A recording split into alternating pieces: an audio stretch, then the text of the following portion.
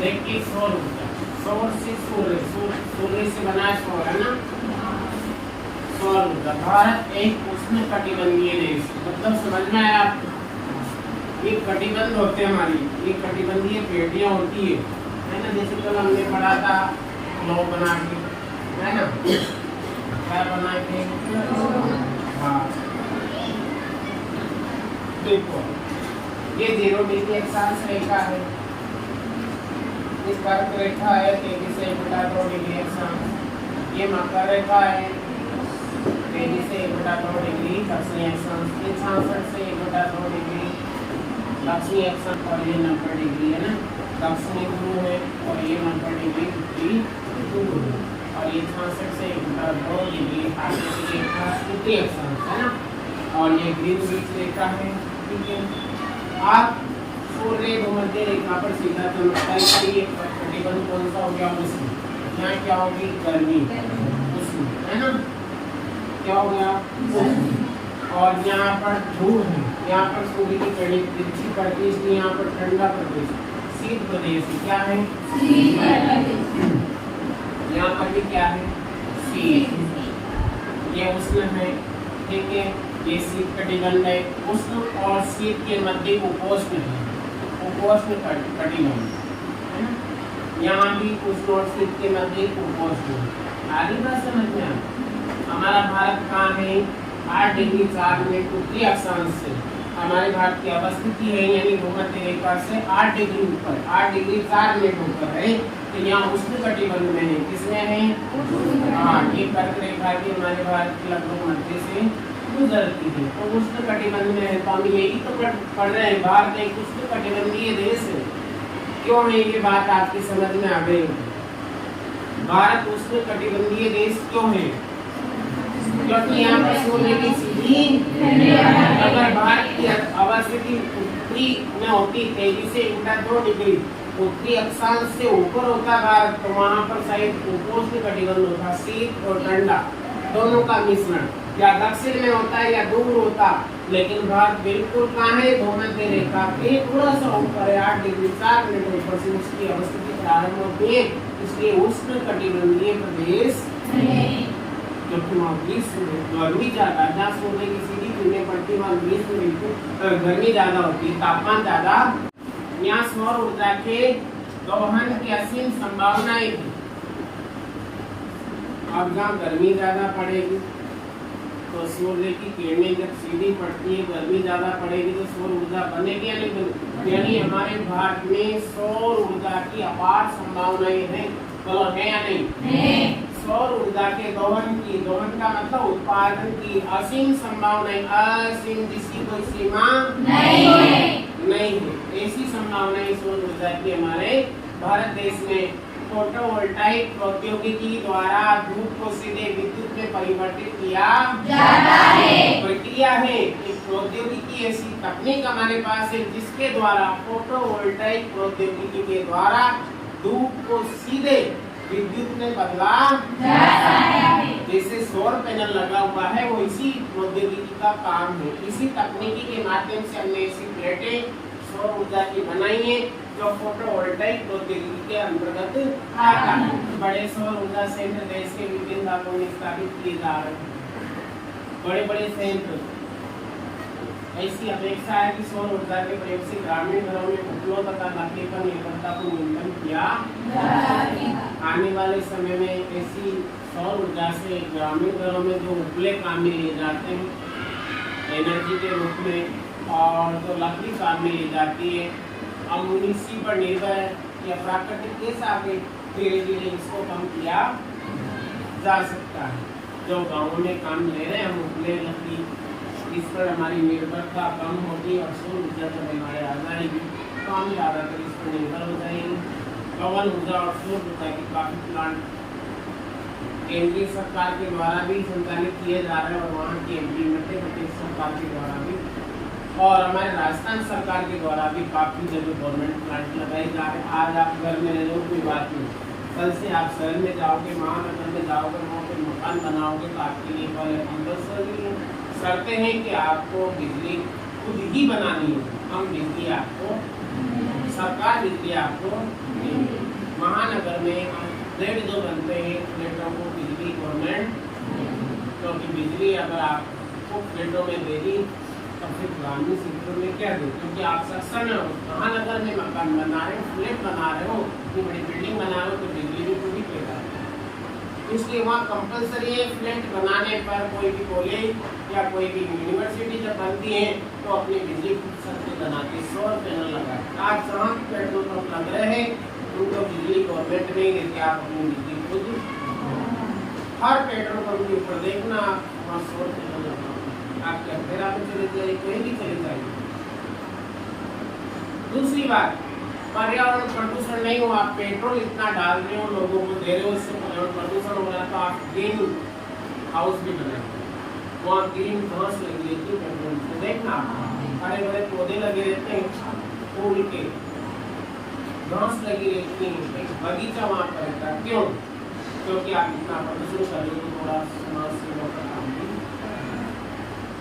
ये चीजें मतलब अब सरकार उनको जो सक्षम है उन लोगों को लाभ नहीं दे रही है, ताकि इसको कम किया। अब इतनी बिजली अगर उस फ्लैटों में यूज होती तो हमें उसके कितने 3 गुना दाम ज़्यादा चुकाने, क्योंकि वो लोग पता बिजली यूज करके सक्षम है, लेकिन उनको बिजली नहीं दी, उनको बिजली नहीं दी। आप खुद बनाइए, आप सौर पैनल लगाएं, खुद की बिजली खुद बना रहे हो, तो इससे किसको फायदा?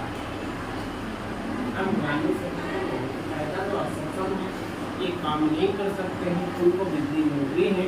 अगर मान अगर कोटा ही देख लिया, कोटा में या कोई और शहर देख लीजिए, अगर यहाँ सौर पैनल न होता तो जो बिजली हमारे यहाँ आ रही है आज 8 घंटे 6 घंटे नहीं आती, 3 घंटे ही कटौती किसकी होती है? वजह क्या रहती? जो स्मार्ट पावरफुल बिजनेसमैन लोग, क्योंकि वो सक्षम है, वो आधा पैसा देके भी बिजली खरीदी, लेकिन सरकार किसकी सोच रही है? हमारी सोच, क्योंकि आप सरकार की नहीं सोचते। हाँ बोलो, है या नहीं? फलस्वरूप के पर्यावरण संरक्षण में योगदान देगा कौन? सौर ऊर्जा। पर्यावरण संरक्षण कैसे होगा? सौर ऊर्जा से, क्योंकि हम कोयला जलाएंगे नहीं, पेट्रोल जलाएंगे नहीं, प्राकृतिक गैस जलाएंगे नहीं, तो इससे निकलने वाली तो इसीलिए से वो नहीं फैलेगी, और नहीं फैलेगी तो हमारा सुरक्षित होगा। और दूसरी बात, इससे हम सूर्य से प्रकाश प्राप्त कर रहे हैं, एनर्जी पा रहे हैं, तो आम क्या और रुपयों के भी दोहरा फायदा है। पर्यावरण प्रदूषण ना होगा और क्या होगा? सूर्य की जो ऊष्मा है उससे हमने उसको बिजली में, एनर्जी में कन्वर्ट कर दिया, प्रकाश को, उस तापमान को बिजली में कन्वर्ट करके, और उससे हम हमारे घरेलू काम, एग्रीकल्चर के या बिजनेस के काम कर रहे हैं, तो आम के आम और रुपयों के फायदा होते हैं। हाँ बोलो, है या नहीं? ये देखिए आप,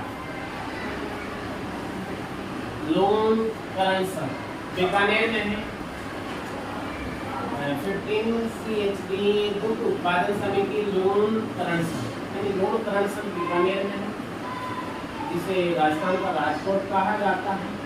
क्या कहा जाता है? मूंगफली उत्पादन में राजस्थान में नंबर 1 पर आता है लोन करेंसर बीकानेर।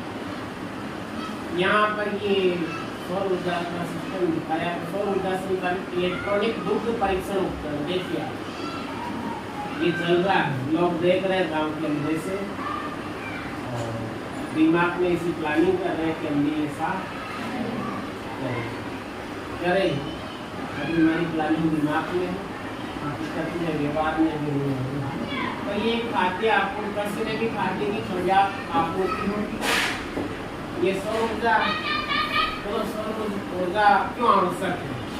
पहली बात, हम सक्षम थे, बोलो है या नहीं?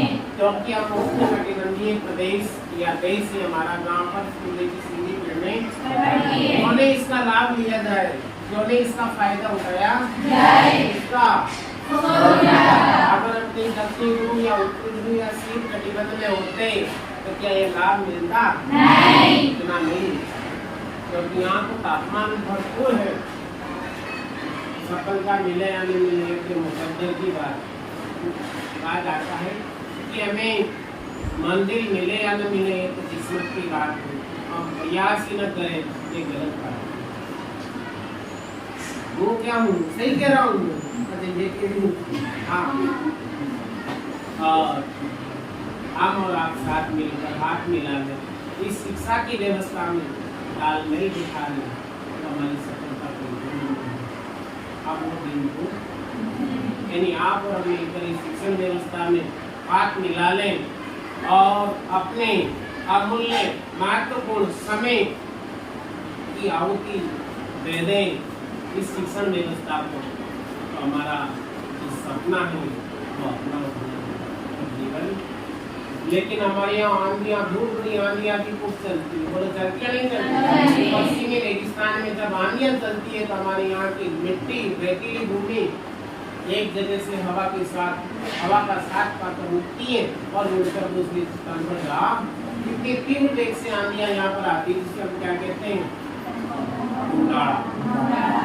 लू का चलना। 20 मिनट में लोके था बड़े जब लगते ना तो गाल पे चलती नहीं चलती, क्यों नहीं इसका लाभ लिया जाए। सरकार ने वही किया, सरकार ने हमारा साथ दिया और सरकार से हमने साथ लिया और सहयोग किया, तो आज पवन से भी मुद्दा बना और उसको काम में काम क्या ऐसा है अरे भाई थोड़ा लाभ है या नहीं है? अब अग्नि जा रही थी हमारे यहाँ, हमने उसको रोका, रुक पंखा घुमा के जाना ही है और हमारे राजस्थान भारत से तुझे निकलना है तो तुझे पंखा घुमाना होगा। अब जाएगी कहाँ, जाना तो रास्ता तो हम ही देंगे, हमने कहा ठहर के जा, इसको घुमा के ठीक है घुमा दे तू, मेरा क्या बिगड़, घुमाया उसने और हमारे यहाँ बिजली तेरा बिजली पवन चक्की नागत कोई है ना। भारत में पवन ऊर्जा के उत्पादन की महान संभावनाएं, वहां में पड़ा था असीम संभावना, और यहाँ महान मतलब यहाँ हमारे यहाँ आंधियाँ भी खूब आती नहीं आती। आप जैसे सोचो जैसे आपने देखा ही नहीं। भारत में पवन ऊर्जा के उत्पादन की महान संभावनाएं, अपार संभावनाएं क्यों है।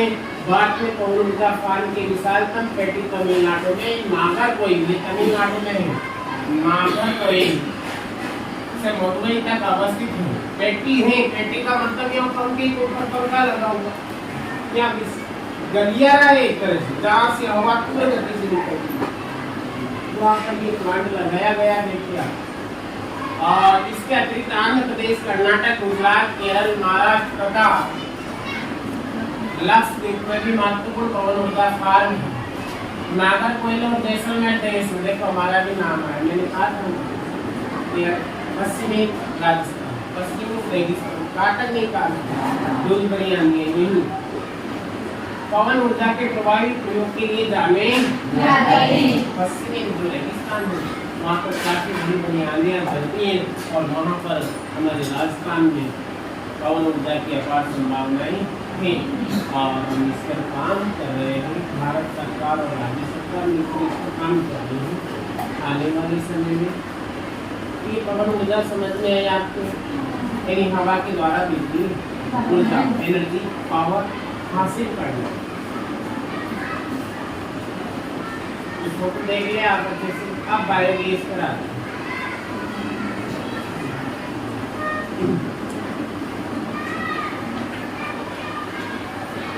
बायोगैस ग्रामीण इलाकों में झाड़ियों का अपशिष्ट, पशुओं और मानव जनित अपशिष्ट के उपयोग से घरेलू उपभोग हेतु बायोगैस उत्पन्न की जाती है। घर के उपयोग हेतु हम आत्मनिर्भर बन सकते हैं। जो बायोगैस है, जो गैस है, उसके माध्यम से हम भोजन पका सकते हैं और बाहर से हमें गैस प्राप्त करने की आवश्यकता पर कब हमारे यहाँ झाड़ियाँ बोलते हैं, कृषि से निकलने वाला अपशिष्ट पदार्थ कचरा जिसे हम कहते हैं, चाहे भूसा हो, चाहे जानवर खाने के बाद में कोई सारे का जो अपशिष्ट बचता है वो, इन सबको सड़ाया जाता है। गोबर, पशुओं और मानव जनित अपशिष्ट पशुओं से निकलने वाला अपशिष्ट यानी गोबर अपशिष्ट उनका द्वारा किया जाने वाला कचरा उसको एक गड्ढे में डाल दिया जाता है।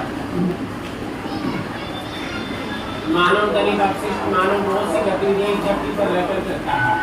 कचरा फैलाता है, खाता पीता है, उसका कचरा है ना, पता नहीं वो बहुत सारे कचरे के रूप में वो निकालता अपने घर से गुजरना 2-3 थैली बाहर फेंकता है कचरे में, डस्टबिन में डालकर गाड़ी आती उसमें डालता है, बाहर गाँव में डालते, कहाँ डालते देवनी पे डालते।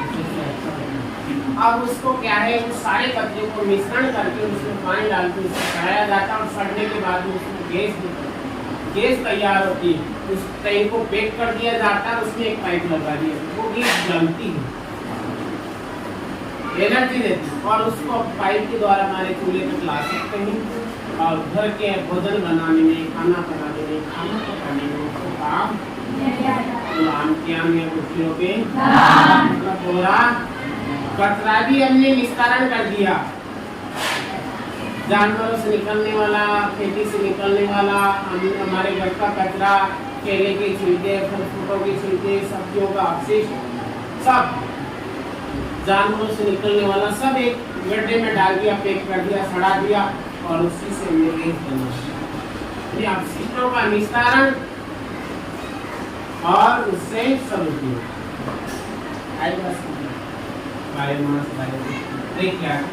बायोगैस उत्पन्न की जाती है। जैविक पदार्थों के अपघटन से गैस उत्पन्न होती है। क्या होती है?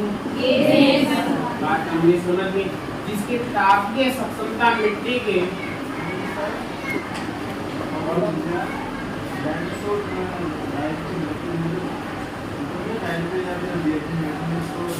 ये सब कन्वर्ट होती है बेटा, डायरेक्ट थोड़ी होता है।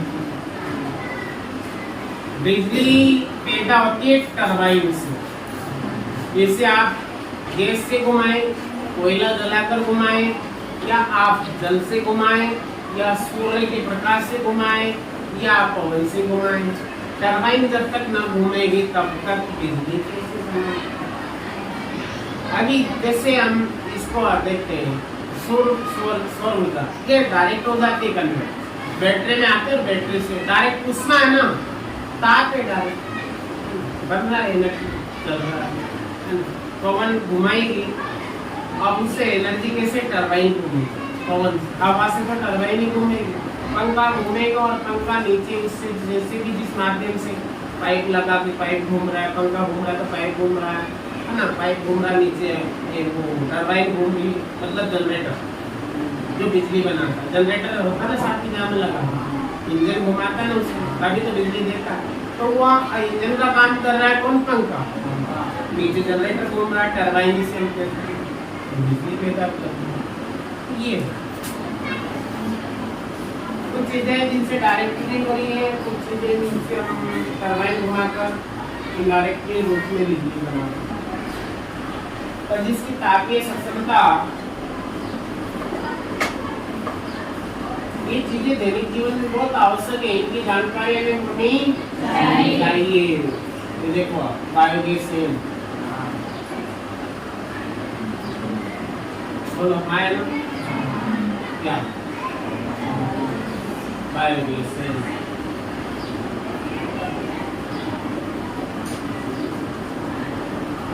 सामाजिक विज्ञान के सब देखो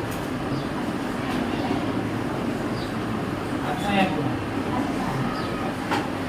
इतना अच्छा।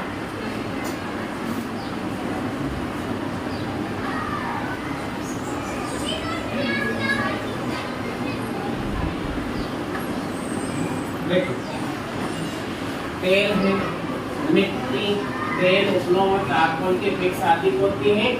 और बायोगैस से नगर पालिका, सहकारिता तथा निजी स्तर पर खुद भी लगा सकते हैं और इन नगर पालिकाओं, सहकारिताओं से भी सहयोग दिया जाता है। यंत्र आते हैं इससे, इसी को सामान आते हैं जो नगर पालिका, ग्राम पंचायत, सरकारी विभाग जो होता है, ये अनुदान पर, सब्सिडी पर लोगों को उपलब्ध करवाए जाते, या खुद भी कर सकते हैं। पशुओं का गोबर प्रयोग करने वाले संयंत्र ग्रामीण भारत में गोबर गैस प्लांट के नाम से जाने, जहाँ पर गोबर का इस्तेमाल किया जाता है उसे गोबर गैस प्लांट के नाम से हम जानते हैं। अपने गोबर से गैस बनाने का संयंत्र प्लांट। ये किसानों को 2 प्रकार से लाभान्वित करते हैं। मैंने कहा ना, आम के आम और गुठलियों के यानी दोहरा लाभ है। 2 प्रकार से लाभान्वित करते हैं, ऊर्जा के रूप में और दूसरा उन्नत प्रकार की ऊर्जा के रूप में। एक तो क्या ले लेते हैं हम, गोबर से ऊर्जा बना लेते हैं, गैस बना ली। दूसरा वो बचा हुआ अपशिष्ट गोबर का क्या बिगड़ेगा, गैस बने काम में। उसके बाद में दूसरा बचा एनर्जी हमने ले ली। अब वो क्या है, सड़ के और तैयार हो गया बिल्कुल खाद के रूप में, जिसे हम कहते हैं बायोगैस। तक पशुओं के गोबर का प्रयोग करने में सबसे दक्ष है। यह उर्वरक की गुणवत्ता को बढ़ाता है और रोपनों तथा लकड़ी को जलाने से होने वाले वृक्षों को नुकसान से रोकता है।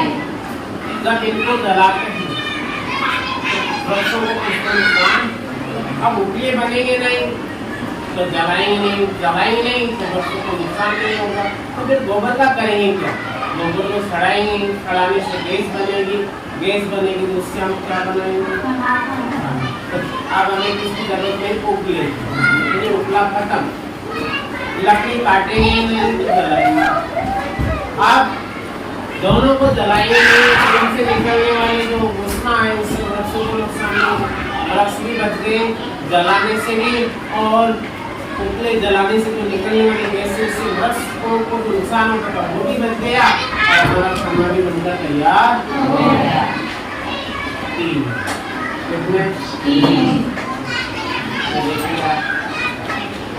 बायोगैस से देखा आपने, मैंने कहा था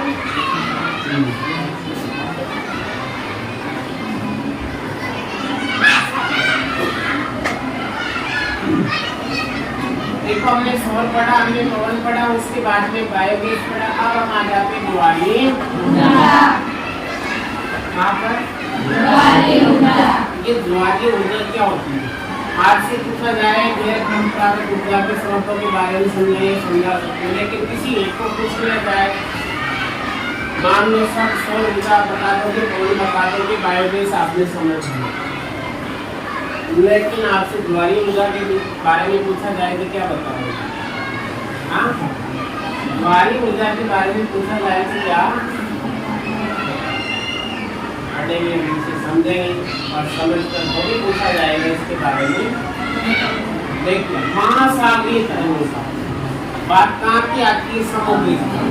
अब हमें कहाँ चलना है, इस एनर्जी को पाने के लिए, इस ऊर्जा को बनाने के लिए समुद्र का दौरा पड़ना होगा। कहाँ पर, पहले हम गए कहाँ पर, सूर्य के पास, फिर गए हम हवा के पास, फिर गए हम गोबर के पास, कचरे में। देखो, सक्रिय खाड़ी के आर पार बाढ़ द्वार बनाकर बांध बनाए जाते। सक्रिय खाड़ी के आर देखो, महासागर पूरा फैला हुआ है, 5 महासागर हम पढ़ते हैं, कितने 5।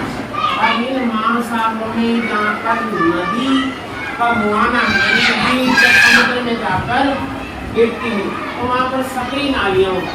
एक नदी एक जगह से लेकर क्योंकि वहाँ समतल निर्वाह आ जाता है, बहुत भीड़ होते हैं वहाँ। भीड़ का मतलब जब नदी जाती कंकर पत्थर और बहुत कुछ बहा कर ले जाती है, तो वो सब जाकर कहाँ, जहाँ समतल पानी देता वहाँ जाकर फूटती है, तो वो भाग उठला क्या हो जाता है।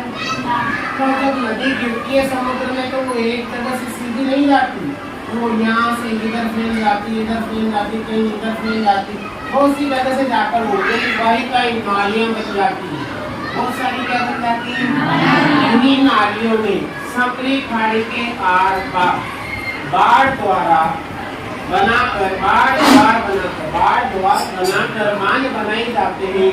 उच्च द्वार में सक्रिय खाड़ी वहाँ पर द्वार से पानी मिलकर जब बड़ी लहरें उठती हैं, पानी बना दिया हमने, बाढ़ द्वार बना दिया ताकि वो पानी आगे न जाए।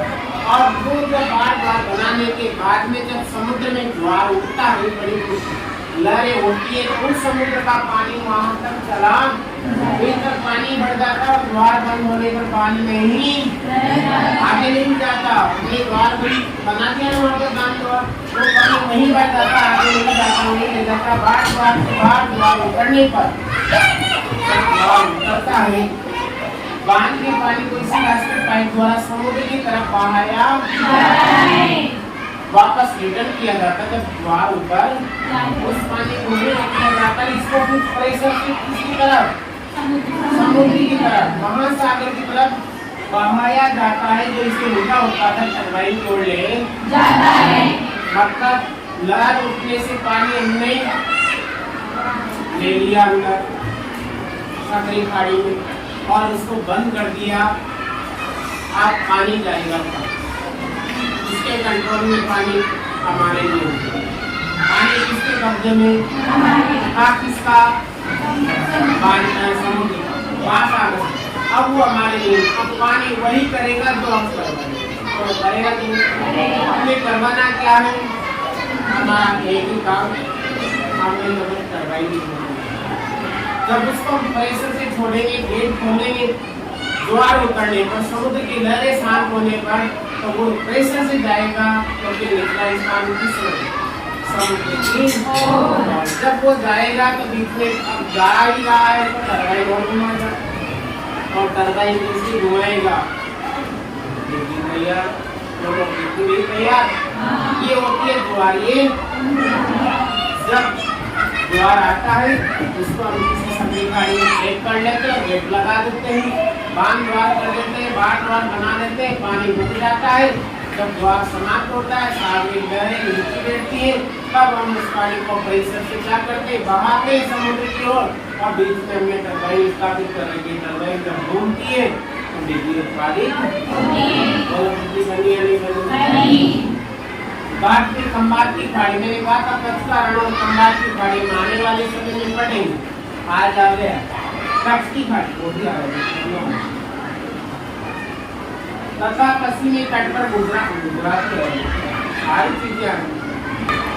खंबात की खाड़ी, कच्छ की खाड़ी, पश्चिमी तट पर गुजरात और पश्चिमी बंगाल में सुंदरबन क्षेत्र में गंगा के डेल्टा में मेलघाट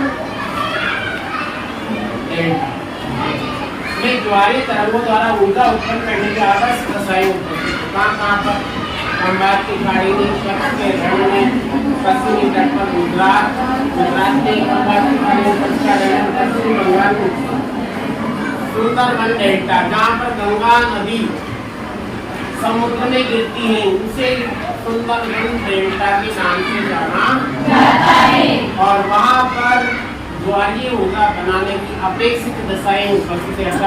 यहाँ ज्वारीय ऊर्जा या ज्वारीय तरंगों द्वारा ऊर्जा उत्पन्न की ज्वारीय ऊर्जा के बारे में आप बहुत अच्छे से समझा सकते हैं। नहीं, समुद्र में ज्वार उठेगा, हम उसे क्या कर लेंगे, बाढ़ द्वार बनाकर रोक लेंगे। जब ज्वार समाप्त होगा, मंदा होगा, तब उस पानी को समुद्र की तरफ आएंगे और बहाने पर क्या है वो टरबाइन घुमाएगा और टरबाइन से बिजली उत्पन्न होगी। ये बात में कहाँ पर है, खंबात की खाड़ी, कच्छ का रण, गुजरात और में ज्वारीय तरंगों द्वारा बिजली उत्पन्न करने की अपेक्षित रसायन उपस्थित है। तो समझ में आया नहीं आया कि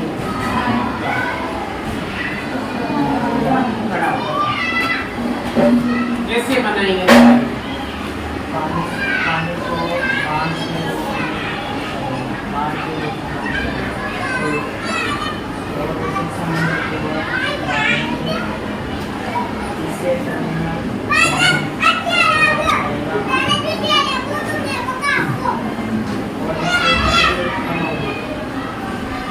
सही बात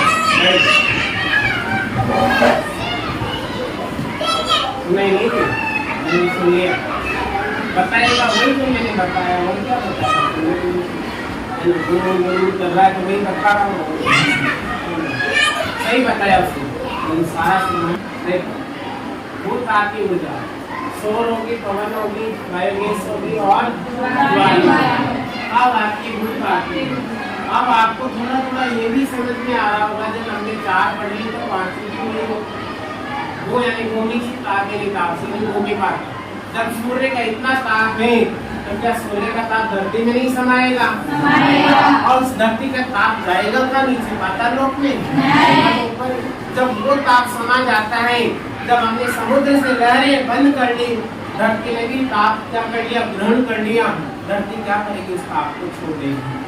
और जब वो छोड़ेगी तभी हम उस ताप से क्या बना लेंगे, क्या कर लेना। 5 से ऊर्जाएं आपकी समझ में आई या नहीं।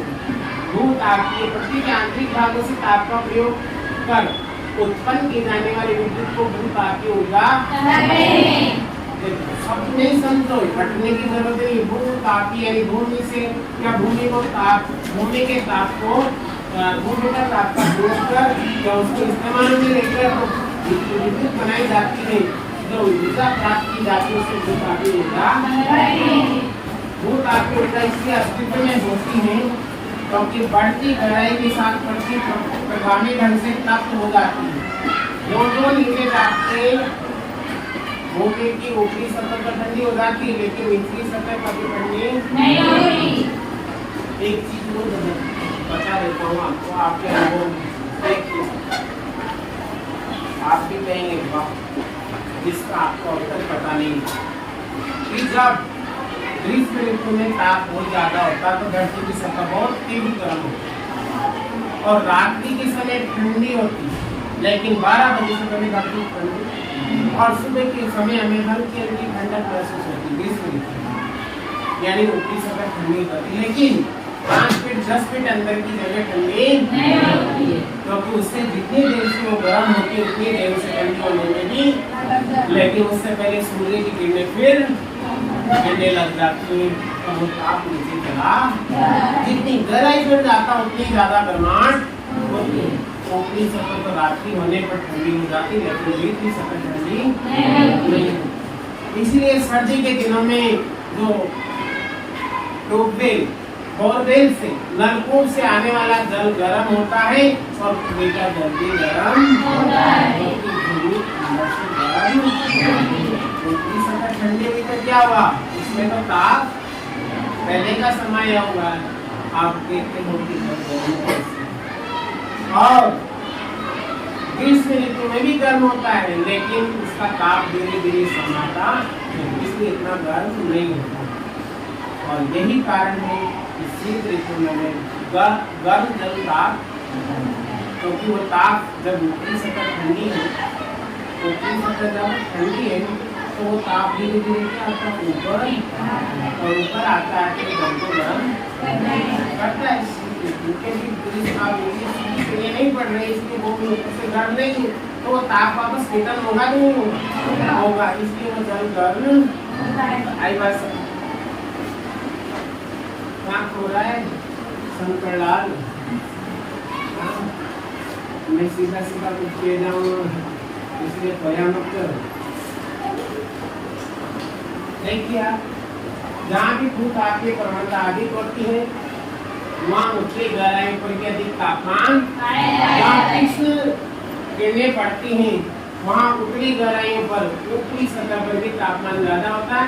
ऐसे क्षेत्रों में भूमिगत जल चट्टानों से उष्मा का अवशोषण कर इससे देखिए आप ऐसे क्षेत्रों में भूमिगत जल यानी भूमि का जो जल है जो बरसात के रूप में धरती में रिश्ता है वो जल चट्टानों से उष्मा, चट्टाने क्या होती, पत्थर क्या होता गर्म, गर्म तो धरती में दबी हुई चट्टाने उनसे उष्मा ग्रहण करता कौन, जल अवशोषण कर तप्त हो जाता है गर्म, ये इतना तप्त हो जाता है कि पृथ्वी की सतह क्या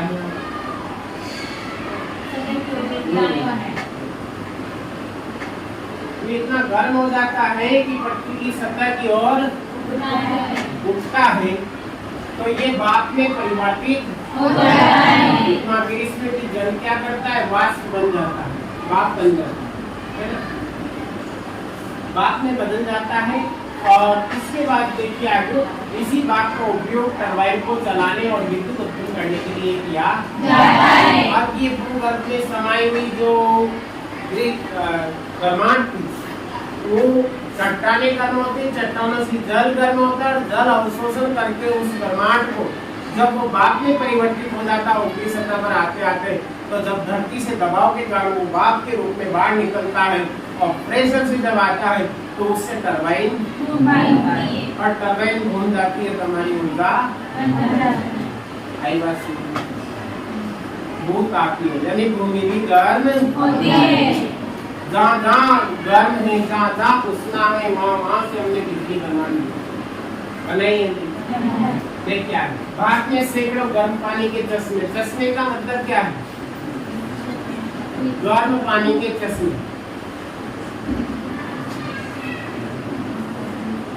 झरने, चश्मे, पानी का क्या चश्मा होगा? झरने, जहाँ से पानी भूगर्भ से आता है, पहाड़ी सतह से आता है रिसकर, और वो गर्म पानी होता है। झरने, जलप्रपात जिसे कहते हैं, वहाँ स्नान करने जाते हैं, पिकनिक पर जाते हैं, वो चश्मे जिसका विद्युत उत्पादन में प्रयोग किया जाता है। भू-तापीय ऊर्जा के दोहन के लिए भारत में 2 प्रायोगिक परियोजनाएं शुरू की गई हैं। हिमाचल प्रदेश में मणिकरण के निकट पार्वती घाटी में स्थित है, जो दूसरी लद्दाख में पूर्वा घाटी में स्थित है। 2 परियोजनाएं भारत में शुरू की गई है प्रायोगिक तौर पर, पहले हिमाचल प्रदेश में पार्वती घाटी में तथा दूसरी लद्दाख में पूर्वा घाटी में। पहली हिमाचल में पार्वती में और दूसरी लद्दाख में पूर्वा। पहली पार्वती, दूसरा पूर्वा, दोनों घाटियां हैं, यानी एक हिमाचल में और दूसरी लद्दाख। कहने का मतलब दोनों बने भू-तापीय ऊर्जा जहाँ से हमने बनाई है परियोजनाएं, 2 प्रायोगिक रूप पर शुरू की गई है। पहली हिमाचल प्रदेश में पार्वती घाटी और दूसरी लद्दाख में पूर्वा घाटी। ऊर्जा संसाधनों का संरक्षण की आयु है नहीं कि हमारे साथ ही सृष्टि समाप्त हो जाएगी। बोलो हाँ है ना? आगे भी अन्य पीढ़ियां आएगी तो उनको भी एनर्जी की आवश्यकता होगी। इसके लिए क्या ऊर्जा का संरक्षण करना आवश्यक। हमने विभिन्न अनेक तरीके ढूंढ लिए, फिर भी ऊर्जा की संरक्षण करने की आवश्यकता। हमने विभिन्न तरीके ढूंढे ना, सूर्य से बना ली, पवन से बना ली, ज्वार से बना ली, भूगर्भ से बना ली, बायोगैस से बना ली, सारी बना ली, फिर भी ऊर्जा का संरक्षण करने की आवश्यकता है। क्यों है? क्योंकि जनसंख्या बढ़ती जा रही है, ऊर्जा की आवश्यकता हर काम निर्भरता ऊर्जा के ऊपर। पहले हमारे घर में एक बल्ब था, आज 10 बल्ब है। पहले हमारे घर में एक तीतरी थी, आज 6 तीतरियां चल रही है। सारी चीजें, वॉशिंग मशीन चल रही है, प्रेस चल रही है, आज बिना प्रेस के कपड़े नहीं धोते, पानी आ रहा, पहले मटके में आता था, आज पाइप में आ रहा। हर चीज एनर्जी से बोला आवश्यकता है या नहीं? तो वही देखते हैं क्या है। अब इसमें इसका सीमित दुरुपयोग ना हो, वो सारी चीजें मैंने बता रखी है और बता भी दी। देखिए, आर्थिक विकास के लिए ऊर्जा एक आधारभूत आवश्यकता है। अगर आप अपना आर्थिक विकास चाहते हो, अगर आप सक्षम बनना चाहते हो, तो बिना बिजली के हम मजबूत नहीं बन सकते, हम आर्थिक विकास हासिल। और आज की अर्थव्यवस्था के प्रत्येक सेक्टर, कृषि, उद्योग, परिवहन, वाणिज्य और घरेलू आवश्यकताओं की पूर्ति के लिए एनर्जी पावर की बहुत आवश्यकता है और हमें इसके संरक्षण की भी बहुत जरूरत है। के लिए ऊर्जा के निवेश की आवश्यकता है। स्वतंत्रता प्राप्ति के पश्चात क्रियान्वित आर्थिक विकास की योजनाओं को चालू रखने के लिए ऊर्जा की बड़ी मात्रा में आवश्यकता थी। फलस्वरूप देश में, पूरे देश में, फलस्वरूप पूरे देश में ऊर्जा के सभी प्रकारों का उपयोग धीरे धीरे बढ़ रहा है, नहीं बढ़ रहा। आज पहले हम क्या थे और आज हम क्या हो गए? पहले हमारे पास क्या था और आज हमारे पास कितना कुछ होता है? बोलो हाँ या नहीं? है, बड़ा है, हमने विकास पाया है। बोलो पाया कि नहीं पाया? और इसीलिए हर कार्य हमारा ऊर्जा पर निर्भर है। इस पृष्ठभूमि में ऊर्जा के विकास के सतत पोषणीय मार्ग के विकसित करने की तुरंत आवश्यकता है, जो हमेशा लगातार चलता रहे। और ऊर्जा संरक्षण के प्रोन्नति और नवीकरणीय ऊर्जा संसाधनों का बढ़ता प्रयोग सतत पोषणीय ऊर्जा के 2 आधार है। वर्तमान में भारत विश्व के अल्पतम ऊर्जा 10 देशों में गिना जाता है। ऊर्जा में अपने अभी मार्ग हासिल नहीं किए, इतना सब कुछ करने के बाद भी हम अल्पतम ऊर्जा 10 देशों में है। और जो देश अपनी ऊर्जा की पूर्ति खुद नहीं कर सकता, वो देश क्या विकास करेगा? वो कर सकता है? वो देश विकसित देशों की श्रेणी में नहीं आ सकता। वो खुद की पेट पूर्ति नहीं कर रहा ऊर्जा के मामले में, वो खुद की काम में आने वाली ऊर्जा का भी वो उसको ही उत्पादन नहीं कर पा रहा, तो वो देश क्या विकास करेगा? और हमारा स्थान अल्पतम ऊर्जा 10 देशों में गिना जाता। अभी हम इतने सक्षम नहीं हुए। हमें ऊर्जा के सीमित संसाधनों के न्याय संगत उपयोग के लिए सावधानी पूर्ण उपक्रम अपनाना होगा। गणना एक जागरूक नागरिक के रूप में। अब बात आप पर आती है, अब बात आप पर जागरूक बोलो वोट नहीं। नागरिक का मतलब अभी बने नहीं, बन जाओ 18 साल प्राप्त करके आप भारत के नागरिक का ग्रहण कर लोगे, यानी वोट देने का, मतदान देने का आपको अधिकार और आप भारत के नागरिक बन जाओगे। अभी तो आपकी घर के तो घर के दो दिक्कत, घर वाले लात मारते स्कूल में और स्कूल वाले लात मारते घर बीच में ढलते हो। अभी आपने किया ही क्या? अभी तो आपका जन्म ही नहीं हुआ भारत में, अभी तो आप नट्टू हो। क्या हो लाइट बनने में समय लगेगा, बेटा संघर्ष करना पड़ेगा, समय आपको देना पड़ेगा, तब आप लाइट की श्रेणी में आओ। इसकी श्रेणी में मतलब आपको गिना जाएगा, लेकिन आप गिनती में भी नहीं। अभी तो आप 6 से 14 वर्ष में आ रहे हो, कोई 15 से 18 वर्ष में गिनती में आ रहा है। बस वैसे ही लट्टू की तरह घूम रहे, जैसे गाँव में गलियों में घूम 4 पहिए वाला ऐसे। बोलो आप अपने आप को शामिल करवाना चाहते हो? ऐसे हो जाए, मेहनत करो, अपने आप की गिनती करवाओ। और ये आपकी मत देखे गई की तरह बार बार चिंता बढ़ा रहा है, बार बार देख रहा है, समझ में चिंता बढ़ा नहीं तो मैं पतंग समझा जाऊँ लाइट भी मेरे साथ आप ही नहीं, मेरी लाइट भी नहीं पीछे पड़ा। चलो ये बंद करो, मैं भी नहीं करने वाला। जागरूक नागरिक के रूप में यातायात के लिए निजी वाहन की अपेक्षा सार्वजनिक वाहन का उपयोग सबसे पहली प्राथमिकता।